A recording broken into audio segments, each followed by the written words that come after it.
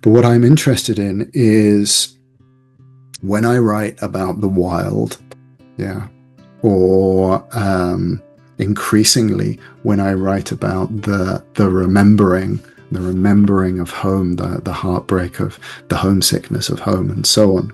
And I do my job well of trying to inhabit the place of that remembering and connection, or inhabiting the place of that heartbreak and homesickness, and then write the truth as it arises from those places through the language that I have here in modernity. When I do my job well and don't get too in the way, but use the craft such as I have it to make that language into a good bridge or a good set of stepping stones for a reader to follow, and make the thread strong so that they can move through the poem and through the energetic landscape that I've kind of drawn on in the writing of the poem. Then I think that what people value in my work is exactly that reminder and the remembering, the kindling of recollection. And they read the work and go, I realize things that I have known all my life, but weren't here with me. And now I have come back to myself. Welcome to Mythopoetics for the Future. I'm your host, Sarah, and it is my great pleasure to have Tom Hirons to the program. Welcome, Tom. Hello, Sarah. Hello, anyone who's listening. It's lovely to be here. Thank you. For those of you joining Mythopoetics for the Future for the first time, this is a place of philosophical sense-making, for meaningful dialogue, and for inspiration. And I just want to begin very briefly to contextualize Mythopoetics. Paraphrasing Rainer Beaumont's words, and he is from the School of Mythopoetics, he says that the term Mythopoetics first really emerged in the 80s, and that it was with Robert Bly and Clarissa Pinkola Estes, who were part of a movement. Bly defined himself as a poet, a translator, and a leader of the mythopoetic men's movement at that time. And Pinkola Estes is a Jungian psychoanalyst. Specifically, what I understand in their work is that they integrated in the exploration of the human psyche with psychology, with ancestral story, myth, and poetry. And I feel it's a way of weaving in philosophical and soulful understanding with these cultural themes to serve as a lens and a basis for exploring processes of human evolution. That's a piece about what mythopoetics is for me. And now I'm going to read some words about Tom. I first heard about his work when I was studying in the United States, where his poetry and his words are held in very high acclaim. And when I found out that he was living in Devon, where I also reside, I attended some of his events, and I found that his words speak to a very living presence and a way of being that I feel is really, really fundamental for all of us today. His books are available with Feral Angels Press. I have one of his books here, which I really love, called The Queen of Heaven. He has an iconic poem called Sometimes a Wild God, and in his words, this poem has become a subcultural passport, passing from hand to hand and mouth to ear all around the world. And also he explains his work in the following ways.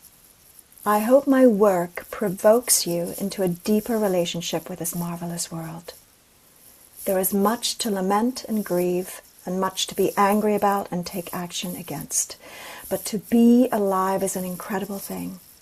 We do not know when death or disaster will take us, so let us live fully while we may, and nourish the web of life around us as much as we possibly can. I have heard all the terrible news, and I have looked into the inferno of the future, but I am still in love with this life. Tom, what is making you feel most alive and in love with life at this moment of your life?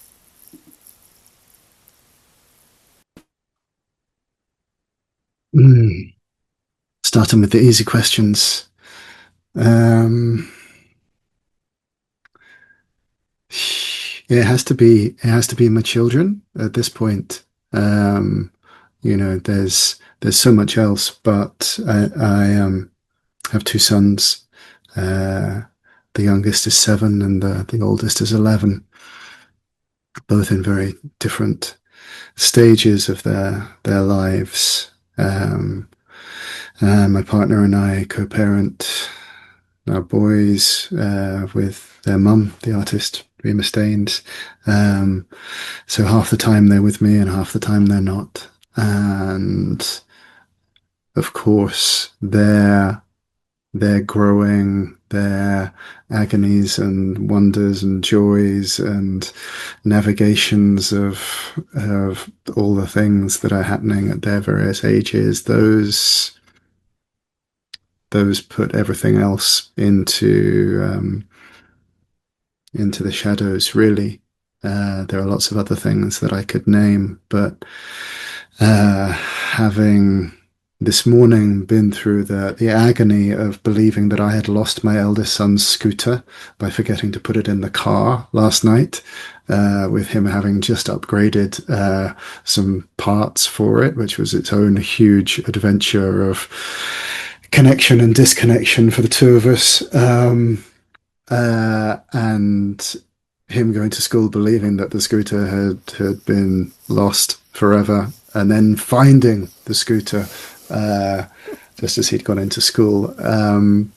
I feel like I've been on a trajectory of intensity and life force that it's hard to recreate in other circumstances. So yeah, them.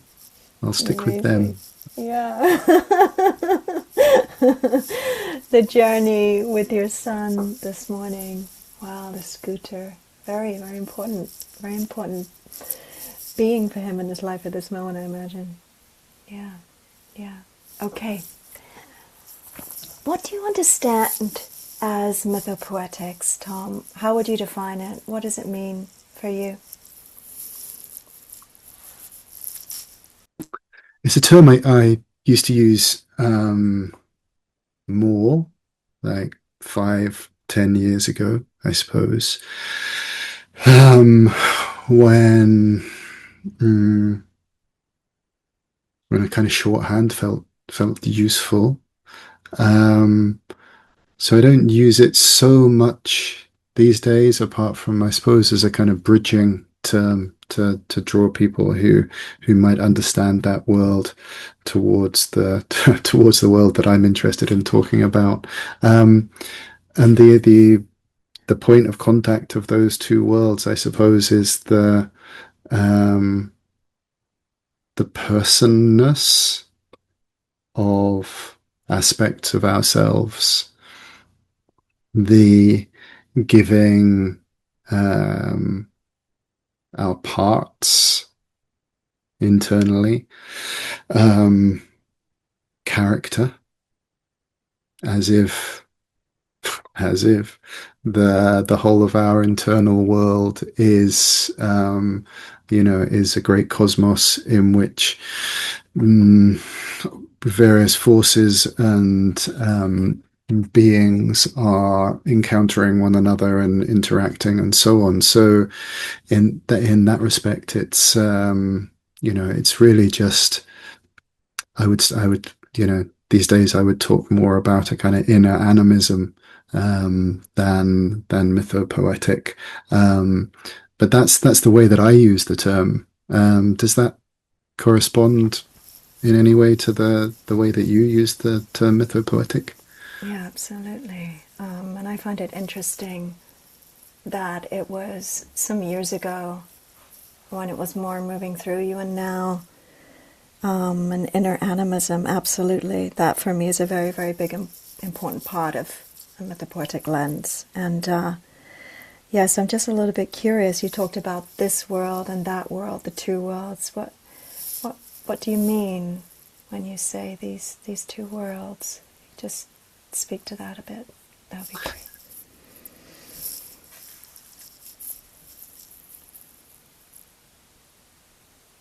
Two worlds that I'm speaking to, I suppose. I think what I was meaning there was, the term mythopoetic, comes, as you were saying, from Robert Bly and Clarissa Pinkola Estes, among others, and it is a term of Western psychology, and as such is kind of coloured for me with the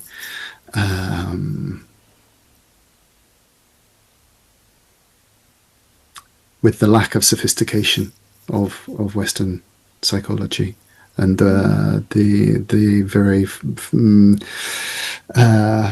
heartfelt but flawed attempts to describe human experience that have come to us through such people, kind of down through lineages of, connected with Jung and so on.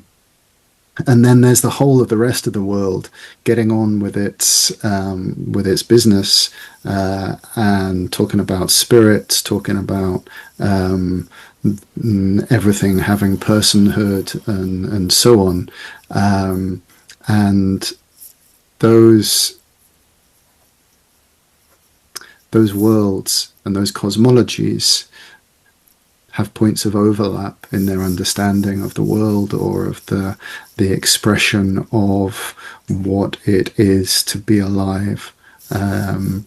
But one has come down through the tweed jackets and pipe smoking kind of gentlemen of Vienna or wherever, and others have come through tens of thousands, hundreds of thousands of years of honing and experiencing and building story around what it is, what all this is. And that's where I'm more interested in holding the conversations, and where I'm more interested in my poetics meandering through as best as I fumblingly can. I love that. I love what you were speaking to there about tens of thousands of years and honoring all these different traditions, the personhood and the aliveness of all the beings in this biosphere that we call the Earth, inside of a cosmos, and what that intrinsically means for us as humans. So that sort of leads me into the next question, because I'm really curious about the man behind your poetry and your prose.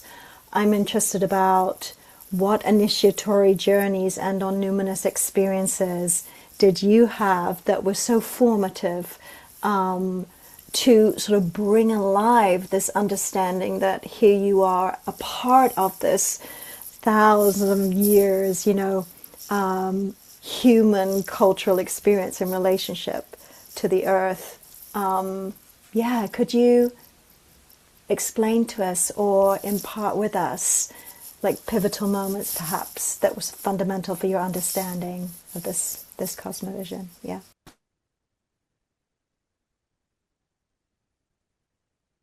Mm. I mean, that's a lovely invitation, and it um,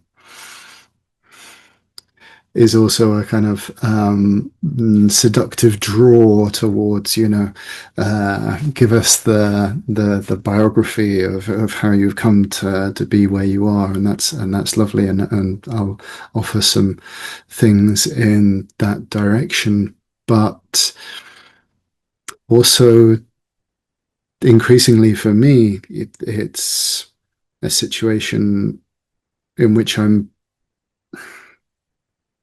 asking the opposite question in a way. What has happened that obscures that knowing and that remembering? Um, we've talked about this extensively in our conversations together, kind of down these last few months. But the remembering that is alive in us, in our bones, in our marrow, in our spinal fluid, and the deep dark fluids and strange white mush of our brain, and all of those places that in the Chinese or East Asian medicine kind of picturing of things are governed by the water element and the kidneys, particularly. They're in us all. These voices, the memory of connection, the understanding of what it is to be alive and living in the song. And what has happened to each of us to perpetuate the forgetting is one way of approaching the story, and what has happened in our lives to disrupt the forgetting or to kindle the remembering. That's interest in territory, isn't it? For sure. Of more generally, what things move us towards remembering, and what things move us towards forgetting. The flashing, shiny mirrors of modernity, and our society seems so bent on helping us stay in states of forgetting. Sometimes it seems like that's actually what modern society is. But I was lucky enough that I spent my early years living quite rurally, and certainly up until the age of 8, we lived in a few places in East Anglia on the Suffolk-Norfolk border, which is an interesting part of the world. It's not dramatic like Devon, but it's very rural. And the house that I associate most strongly with that part of my childhood had, when we moved in, there was no electricity, there was no running water. We had a quarter of an acre that my parents grew vegetables on. We had goats. In the previous house, we'd had pigs living in the kitchen, briefly. And our nearest neighbour was about half a mile away. And it was a little cottage. And my memories of it are very idyllic, for sure. And I spent a lot of time roaming the land in ways that there's no fucking way I would let my kids do today. I don't know how many miles I would roam far from the house, but I'd be going through the woods and through old farmyards and falling off stacks of bales and clambering over old rusty farm machinery and learning the ways of feeling the land as well. I didn't think of it in those terms, but feeling how it is to be out alone on the land, and the rise and fall of trepidation and excitement and peacefulness and disturbance, and I was just exploring, doing what kids do when they're left to their own devices. But I was lucky to have that experience, which I think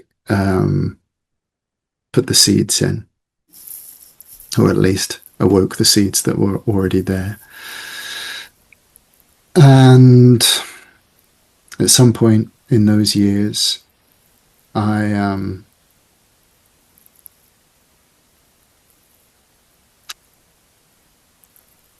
I'm just trying to decide how much of this story to tell. I'll give you the story because I think it raises some interesting points in regards to how we regard the world around us and conceptualize the notion of spirits and soul and metaphorical, allegorical interpretation of certain stories and so on. Anyway, at some point around this time, I would go into the local town. When I went to local primary school, tiny little primary school. But at some point, maybe it was the holidays or a half term or something, I was on the back of my mum's bike, and she would bike us into the nearest little town, Harleston, to go to the butcher and so on. And I don't know exactly how old I was, and I don't know exactly where we'd got to, but we were going along, and we stopped for some reason. Maybe to have a picnic, maybe to have a pee, who knows? And that part of the Suffolk-Norfolk border, known as the Saints, it's a real maze of tiny, tiny lanes and fields, some arable fields and some meadows. And we stopped at a farm gate, and we were by a field that was had a hedge on by the road, with this gate in it, hedge on two sides, and it backed onto some woods, like a copse, not a huge forest or anything, but a copse of woodland. And we stopped there, and we're looking into this field, and standing towards the back of this field, there's a figure standing, looking at us, that has the body of a man and the face, I don't know, but certainly the head of a deer. Yeah, so antlers and human body. I think naked. I'm pretty sure naked. I can't remember.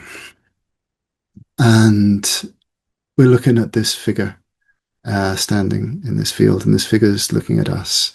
And I don't know how much time passes, except that after some time of looking at him looking at us, he drops down onto all fours and springs off into the forest. Okay. And we carry on our way to Harleston. And down the years, my mother and I would remember this occasion. She would say to me, "Do you remember when we saw the stag man?" And I'd say, "Yeah, I remember when we saw the stag man." And we'd go, "That was weird, wasn't that?" And that was about the extent of it. We didn't try to understand it or interpret it or anything like that. It was just, that was a weird thing that happened. And it wasn't until, I guess my late teens that I started to think that was actually pretty fucking weird. And not only weird, but resonant in its imagery with certain stories and certain myths. I grew up in a house without a great deal of poetry, but with a lot of story. And so, I would encounter this image, this character in stories, and I would go, "Oh, fancy that," "Oh, what a coincidence." And yes, it wasn't until much later that I was like, "Okay, what's what's going on there? And I don't know. I don't know what was going on there. And later years, my mum would ask, before she died, she would ask, what did happen there? We can't have seen the stag man. We can't have seen a stag man. That was impossible, wasn't it? And I could feel her gradually starting to kind of drift away from it into trying to interpret it in a way that fitted, a kind of a more normal kind of paradigm. And by the time she died, I was just like, well, I don't know what happened there, but something happened there that has left that image as an alive thing in me. And I went away at the end of my teens to study at university, which I was very, very bad at studying at university. But I went away to study theoretical physics, logic, and philosophy of science.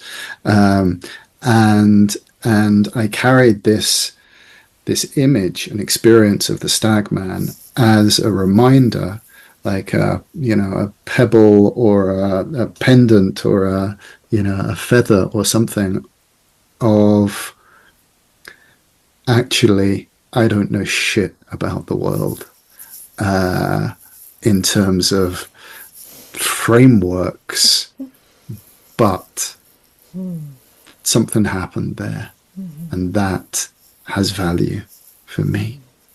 And so, as you do down the years, when I'm 53 now, that was probably, I don't know, 6 or 7, maybe 8 years old.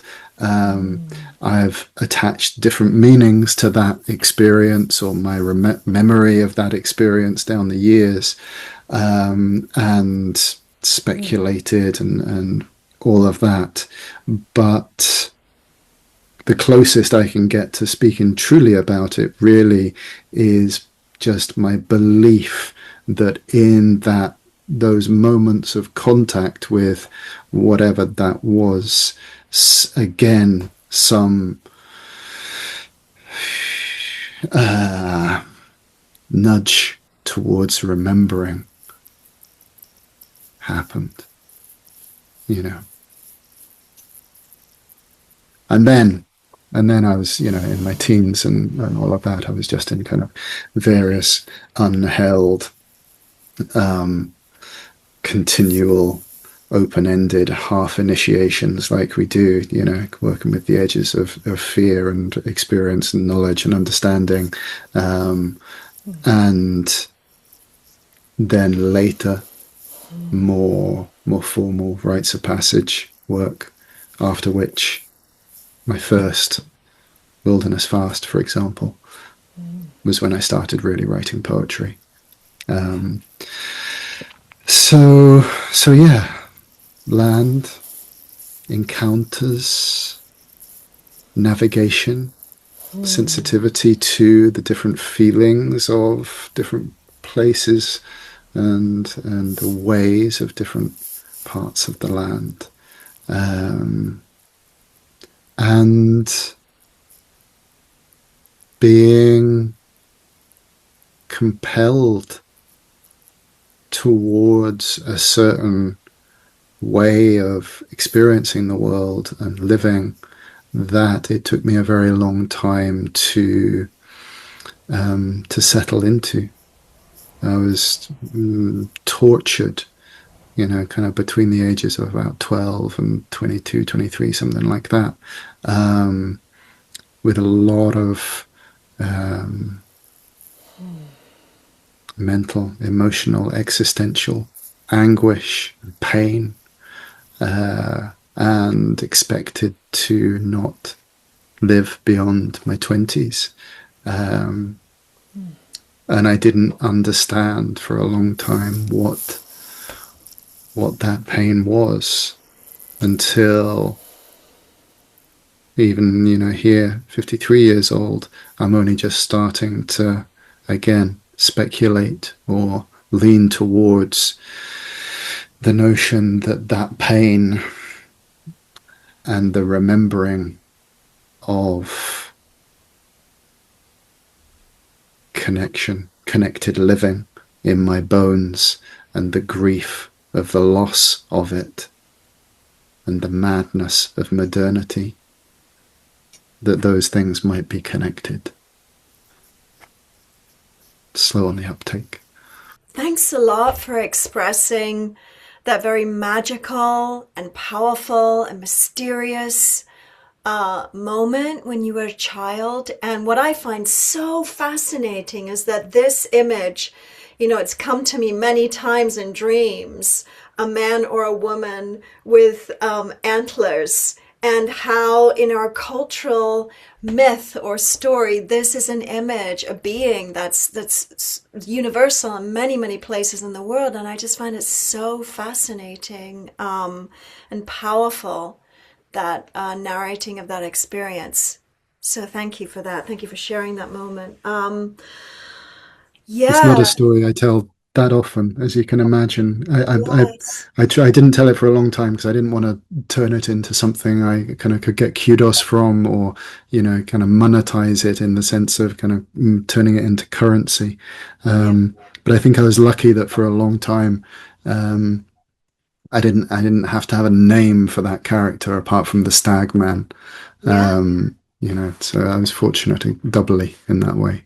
yeah, yeah. So I'm really curious about so many things that you mentioned, but I wanted to honor what you said right at the end, which was about, and I'd really love for you to explore the relationship with the land, the soul, and poetry and that connection.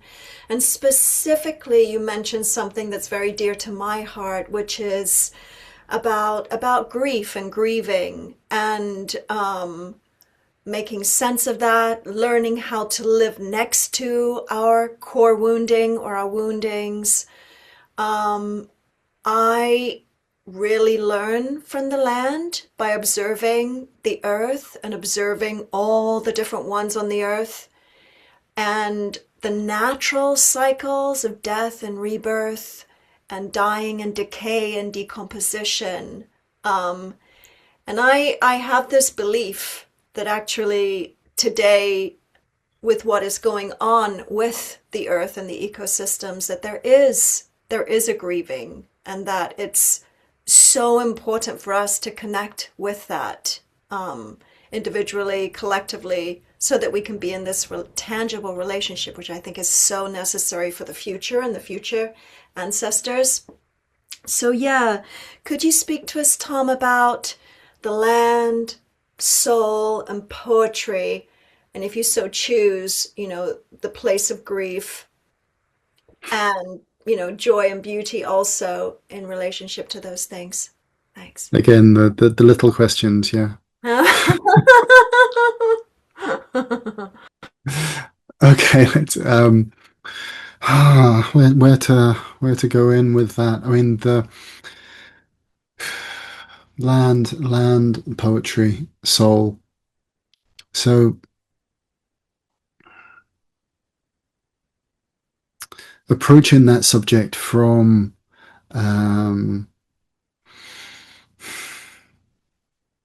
from the kind of the work of soulcraft and kind of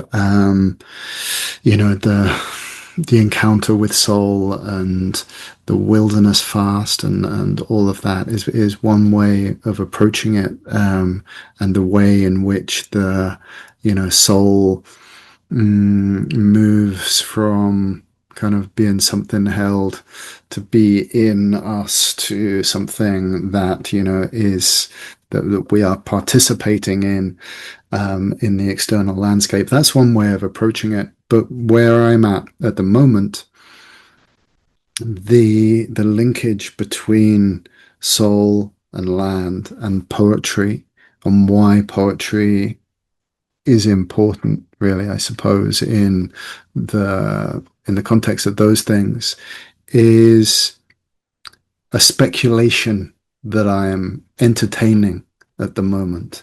A question I'm asking to see what kind of reality or cosmology emerges around it if I keep asking it. And the question is, what if Poetry is like a faint echo of the way in which we once used language and sound to sing to one another, to sing to the world around us, to be sung by the world around us. And that so when we encounter a particular kind of poetry that is powerful to us in particular ways, what we're experiencing is the remembering again. I come back to this again and again, the remembering, the rekindling of the recollection of connectedness and enmeshed, sane living. And so that experience that we have when poetry moves us in ways that we don't understand. So I'm talking not particularly about poetry that speaks to our wounds of this life or our experiences of this life, but which touch upon in some way, in some non-linear way, on the remembering of how we once lived, or the pain of that loss, the heartbreak of that loss, and our homesickness for genuine, alive, connected immersion in the vibrant singing matrix of reality. Poetry that kindles that, touches that, has resonance with that, I would say is the poetry that we talk about touching our souls. Yeah. And I'm not a big one for definitions of things, but descriptions are sometimes useful, right? And what is our soul? What is the nature of our soul? Is a less interesting question, isn't it, than what is our experience of what we might sometimes call soul. And that, to me, is something that is being carried in, I've talked about the marrow, the bones, the dark fluids, the sea of marrow, as it's called in East Asian medicine, our brains.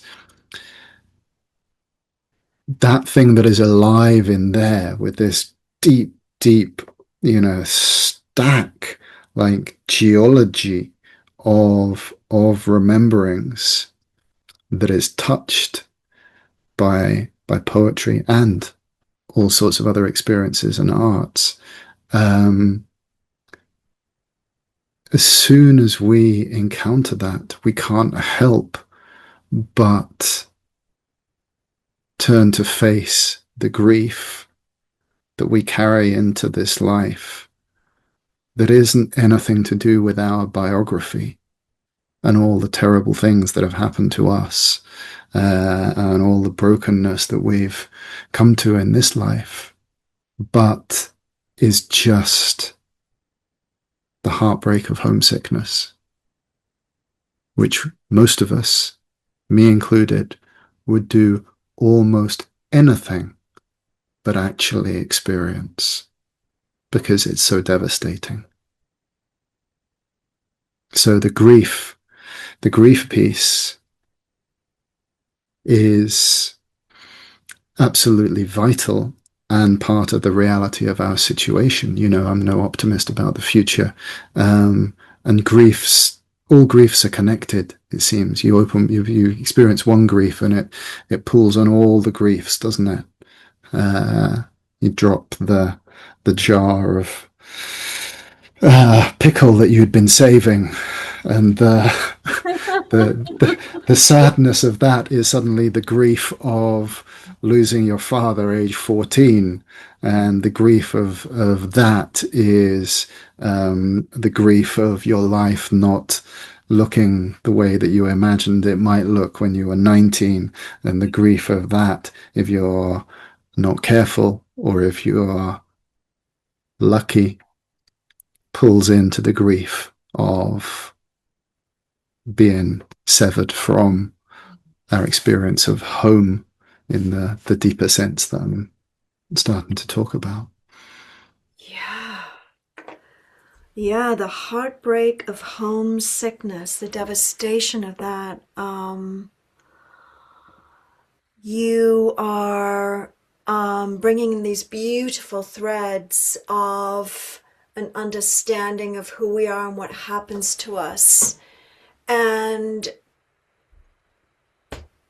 I would love for you to speak to us just a moment. You touched upon it, on the place of poetry, you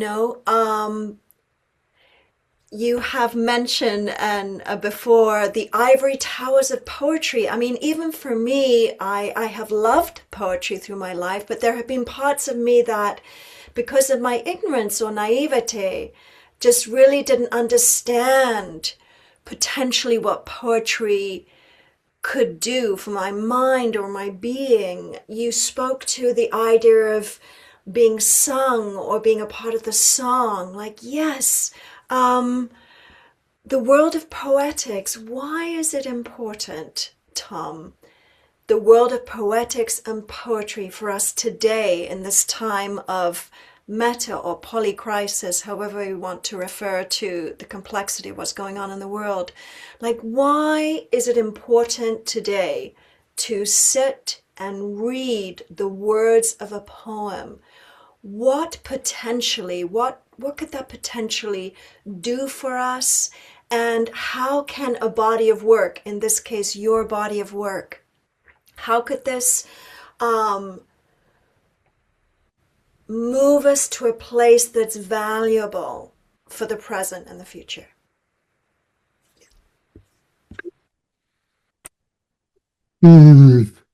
So, a few years ago, as you mentioned, I wrote a poem called Sometimes a Wild God. Wrote that back in 2012, 2026 now, 14 years ago. In 2015, I think, 2016, we made a book of it. And a lot of people like that poem. And some people write to me occasionally and tell me that it saved their life. And as a poet, it doesn't get much better than that. And when they tell me that, they're not being, metaphorical or kind of over dramatic. It's literally kind of that was the turning point. And what, apart from that being like an extraordinary honor to experience that kind of gift from people of them telling me those stories, it raises the question for me, or has raised the question of what is happening there that is of benefit, because something happens, something is some spell is cast, or some spell is broken, or some medicine is transferred. And poetry is one of the ways, one of many ways of transmitting energy over space and time. As a poet, you write some words, you record some words, and you end up with this creation, this object, which we're calling a poem. And then that's, put into the form of a book or recording or something like that. And then, however many years later, thousands and thousands of miles away, someone opens that book and the energy arrives in them and something happens. So as a container for that kind of energetic transmission, or a particular kind of shape of energy that can then conspire with the already existing conditions of the person encountering the poem, it can have incredible effects. So poetry as medicine in that way is a given. We can do stuff with that. Also with with music, with art, and and so on and so forth. But what I'm interested in is when I write about the wild, yeah, or increasingly when I write about the remembering of home, the heartbreak of the homesickness of home, and so on. And I do my job well of trying to inhabit the place of that remembering and connection, or inhabiting the place of that heartbreak and homesickness, and then write the truth as it arises from those places through the language that I have here in modernity. When I do my job well and don't get too in the way, but use the craft such as I have it to make that language into a good bridge or a good set of stepping stones for a reader to follow, and make the thread strong so that they can move through the poem and through the energetic landscape that I've kind of drawn on in the writing of the poem. Then I think that what people value in my work is exactly that reminder and the remembering, the kindling of recollection. And they read the work and go, I realize things that I have known all my life, but weren't here with me. And now I have come back to myself. This is what poetry can do, isn't it? So we have this thing, language that we're using as the tool for poetics, but the ways that we've got accustomed to using language within this particular phase of modernity, are super transactional, and kind of the conveyance of information back and forth, or the transmission of power, that kind of thing. And poetry, one of its great gifts, out of all the arts that might kindle that kind of remembering, is that we can use language in ways, like I say, that I believe are more akin to the shapes and energies of the way we might once have used language. Yeah. And I don't know what those ways are. I can only kind of glimpse dimly in the other world, and kind of move towards curiosities and speculations, and try things and see what happens. And, talk a lot about the impossibility of what we're doing as poets when we try to draw something in that we've beheld in the other world, and try to lay it down, try to make a middle world imprint of that thing, and it lacks always the multi-dimensional nature of that thing that exists in the other world, because it is in this world, and it has the constraints of gravity and time and reality in this world, and so on. Anyway, that's a lot of rambling. Oh, that makes perfect sense. It's a And fucking miracle.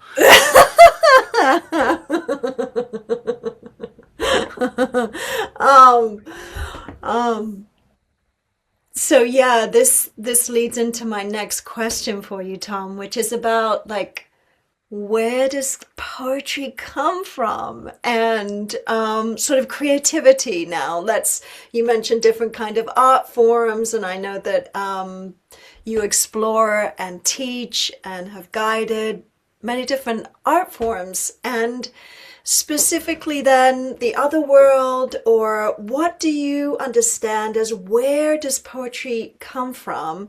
And could you give us, like, if you have, like, some specific actions that could tend to the place in us where the Mm. poetry emerges from? Yeah.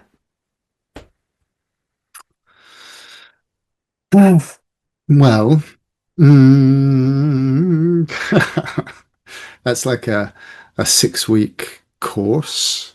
Um, but as you ask the question, what arises is the the current recurrent image or theme within certain strands of Celtic mythology of the journey to the other world, or the raid on the other world to bring back some kind of treasure, some kind of powerful magical objects from the other world. And on the one hand, this is kind of feels like a real, description of some kind of movement through the spirit world, encoded in the language of story and poetry. So, it, all over the Mabinogi, the Welsh stories, or the epic poetry of Ireland and Wales, for example. You have these forays into the other world to get this or that, and all kinds of crazy shit happens, and it's absolutely wonderful stuff, even just to read as story, because it does something to us. And so you can kind of look at it through a, kind of neo-shamanic kind of spirit lens and all of that kind of thing. Or you can look at it through the lens of, oh yeah, this is what we're doing all the time. This movement into the other world, which, by which I mean something that, sometimes we call the imaginal, sometimes we call the dreaming, sometimes we call the spirit world. Again, I'm a terrible, non-specific, unacademic when it comes to clean descriptions of things, but this is the territory we're moving in. That's what we're doing. We daydream. We go into spaces that are other from the middle world, and we encounter objects there. This is starting to sound a bit kind of Terence McKenna-ish, but ideas, images, motifs, glimpses of things. And if those things are persistent enough, or have enough powerful connection to our deeper selves, our souls, whatever we're going to call it, then we have the opportunity to go, okay, here back on dry land, I will attempt to draw something from that, to tug on the thread that is lingering from glimpsing, from beholding that object of the other world, and draw it down into this world. And the skill of the poet is in the practices of being in the other world and navigating in the other world and maintaining attention, listening and seeing, not only in this world but in the other world, and then in the practice of tugging on those threads and trying to lay them down in this world without too much clag and nonsense accumulating around them as we put them down into the threads of language on the page. That's my conception of it. So, in terms of practice, the question that I'm always asking is, what takes you further towards paying attention to what is happening in the other world, and increases your capacity to then be faithful to that thing as you're working in language to put the thing down. Yeah. So practically, all practices of attention and tracking, internally and externally, I think, are vital for poets. That's what we do. We pay attention to subtle things and unsubtle things. But then how we use language to lay those the results of our trackings, or the things that we have found in our trackings, down onto the page, there are qualities that we can nourish through practice and through working in our own lives and worlds, such as agility. How do we practice agility with language? Yeah, this makes me think of beautiful book by Italo Calvino that I was really excited about. It came out just 1999, 2000, called Six Memos for the Next Millennium, and he died during the writing of it, I believe. But one of the things he talks about in there, and it was a very kind of postmodern book, but he was talking about agility as one of the qualities of language and writing as he saw it going into the 21st century. And whilst the writing that he was talking about actually kind of, for me, looking at it now, is kind of weird, hovering, weightless writing, I share his love of agility and as a value for poets. So wordplay is a great practice of keeping the agility of your language going, and hence having two children, 7 and 11, although the 11-year-old is now kind of firmly moving into the eye-rolling era of his childhood. There's still the love of wordplay, and when Rosie, my partner, and I teach classes, some of the exercises that we're working with there are just wordplay and puns, but also just kind of keeping language agile. So there's two things there: attention and agility. Attention and agility. That's so interesting. And going and fasting on the land, obviously, when there's all these deep soul practices that kind of Yeah. deepen your access to the various aspects of the other world, as I would frame it. But everyone has their own ways, yeah. Yeah, thank you. Thank you. Um, These are great questions. Thank you.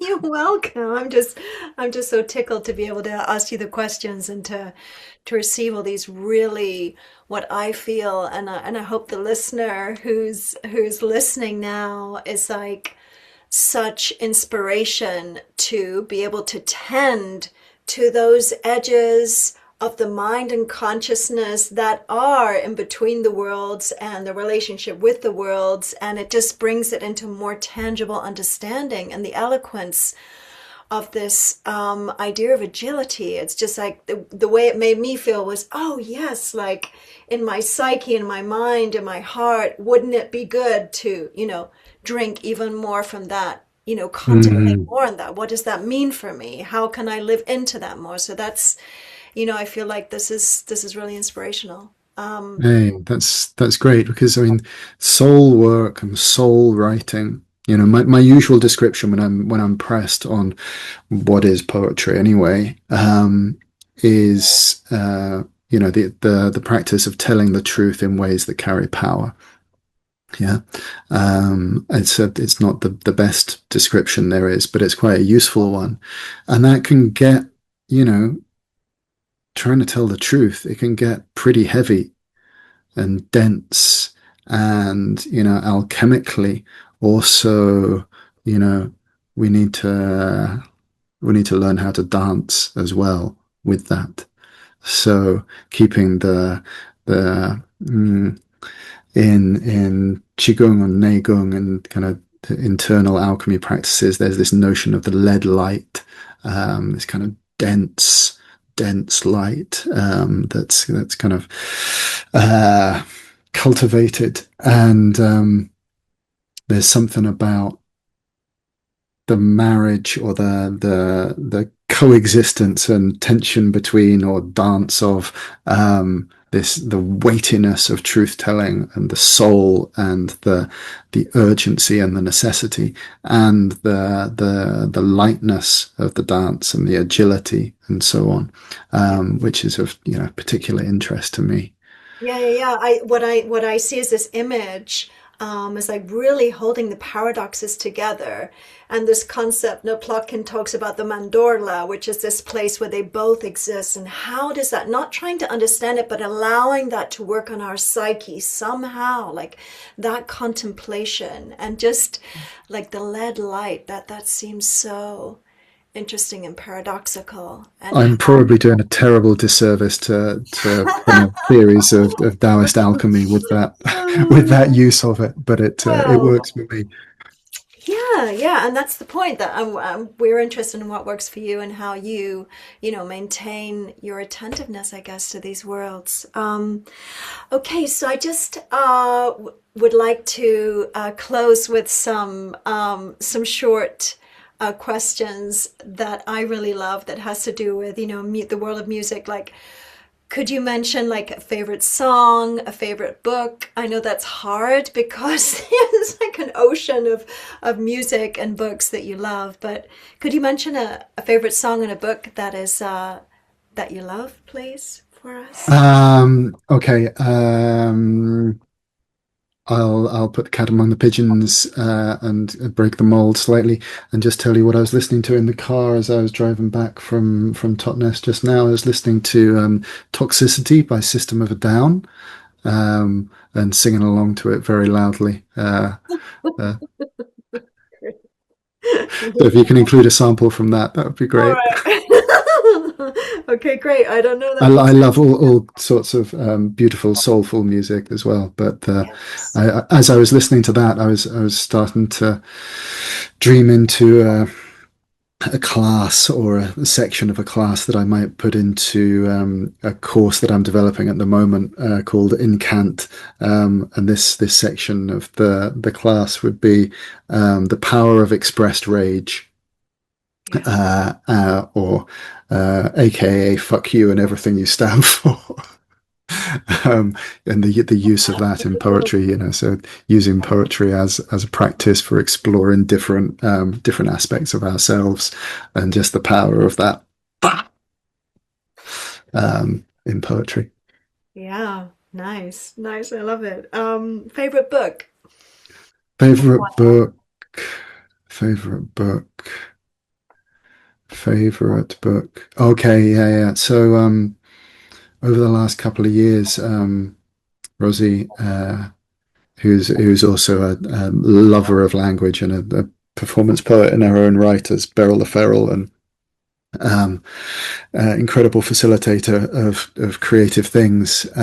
She and I have been reading a selection of Alan Garner books out loud, and a couple of years ago it was Strandloper, which is an utterly extraordinary book. And for lovers of language, it is just exquisite. It's a thin book if you don't know it. And it's just an absolute thing of wonder. But this year, we finished it. When did we finish it? Actually, just after New Year, I think. And we were staying down in Cornwall somewhere near Menontoll. His book Thursbitch, which is all set in this valley in the Peak District, and has kind of two overlapping timelines of modern world and hundreds and hundreds of years ago. And it's just such an extraordinary magical object, this book. And I've read it a few times now down the years, and each time I read it, I finish it and I'm like, I don't know what the fuck I'm holding in my hands here. When you get that with a book, it's like this is not just some, language printed on a page. This thing is kind of shimmering and wriggling and yeah, doing Mm. doing powerful stuff. Thursbitch by Alan Garner. Yeah, Speech. he Garner. does with language what I can only aspire to do with language. I often there are so many people I would prefer to write like than me, and he's one of them. Great. Thank you. Him and Thank you. Joy Harjo. I'm so, oh yes, wow. Yeah. Yeah, so yeah, I don't know this works, so that's fascinating. Get on it. Yeah, yeah, yeah, yeah. And okay, Could you recite or read a poem, either one of yours or one that is or has inspired you to close this beautiful interview, please? I can. I will. Um, what shall I read? I should have thought about this before. I've got all my books here, but I feel like I'm sick of the sound of my own voice a bit. So um, mm, I am going to read. If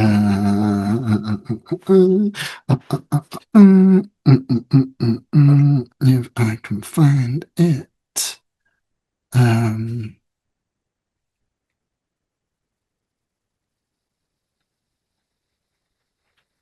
2 seconds. Yeah, take your time.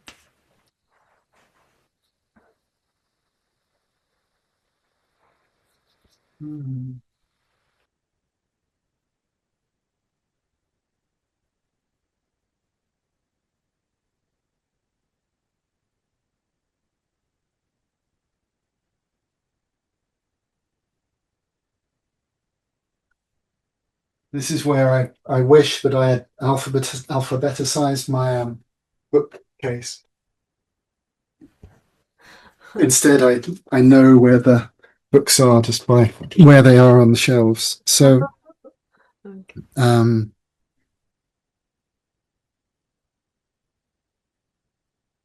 uh, right, talking about books that kind of have that weird, magic and writhy quality. I don't know if I'm in Mirror or not. Crow, by Ted Hughes. Um, every so often you come across poetry that does the extraordinary things with language, um, and this this whole poem. If you don't know it, this collection is just extraordinary. It's all about this character Crow and his experiences and birth and place in the cosmology of things. I was listening to the audio book of it not so long ago, and it's read by Ted Hughes. And people have really strong feelings about Ted Hughes, and uh, not going to go into that, but his poetry is something that continues to powerfully move me. Anyway, the audio book of it, he does this thing in between each poem where he gives a little bit of commentary. You're listening, you've got the poem, and then suddenly it's Ted Hughes going, "Oh, and this is about that," and da, da, da, da, da. And it's like, what the fuck, Ted? Shut up! I'm here for the poetry. It's so weird. So if you're listening to the audiobook of Crow, or you get hold of it, be careful because yeah, I want the poems, not the poet. Not at that point anyway. Seamus Heaney is much better for that. Never heard him interrupt his own poems with explanations. Anyway, this is called Examination at the Womb Door. Examination at the Womb Door. I think it's the third third-ish poem in the collection. Examination at the Womb Door. Who owns these scrawny little feet? Death. Who owns this bristly, scorched-looking face? Death. Who owns these still-working lungs? Death. Who owns this utility coat of muscles? Death. Who owns these unspeakable guts? Death. Who owns these questionable brains? Death. All this messy blood? Death. These minimum efficiency eyes? Death. This wicked little tongue? Death. This occasional wakefulness? Death. Given, stolen, or held pending trial? Held. Who owns the whole rainy, stony earth? Death. Who owns all of space? Death. Who is stronger than hope? Death. Who is stronger than the will? Death. Stronger than love? Death. Stronger than life? Death. But who is stronger than death? Me, evidently.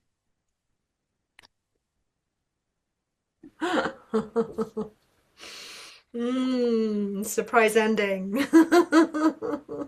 Oh, and that who is stronger than death? Me, evidently. Pass, crow. Sorry, I butchered the ending of that. Um, Thank you, Tom. Thank you so much for reading that. I don't know those poems. I'm definitely going to explore that. So, if people from all over the world can study with you, they can receive mentoring with you. I know that you and Rossi are also creating courses together. If we want to reach you, if we'd like to study with you, is it through your website? How can you direct us so that we can be in contact with you, Tom? the website, tomhirons.com. People can book sessions there or see what events are going on. Yeah, I run a kind of pretty regular, just about fortnightly online, pay what you can, poetry space called the Feral Angels Poetry Cafe. Mhm. And so that usually goes on. Sometimes they're in the morning, sometimes they're in the evening. So that should fit most people's time zones. And yeah, I mentioned this course that I'm concocting at the moment, this 8 week kind of poetics of an inner animism called Incant, kind of from practices of listening through practices of, yeah, incanting, a word that I'm borrowing or coining or inventing to talk about the Okay. process of making language do things, and then practices of transmission or speaking as well. So that should be fun. I think that's going to be starting sometime in June, the first round of that, and that kind of thing. Yeah. All right Thank you then. so much for having me on here and asking me interesting questions. No, thank you so much for your time, for all of these pearls. And yeah, I really invite the listener, if they haven't had the opportunity of taking a class or being mentored, it's a very powerful experience, an extension of this kind of conversation. So yeah, thanks, Tom. Hey, thank you, Sarah.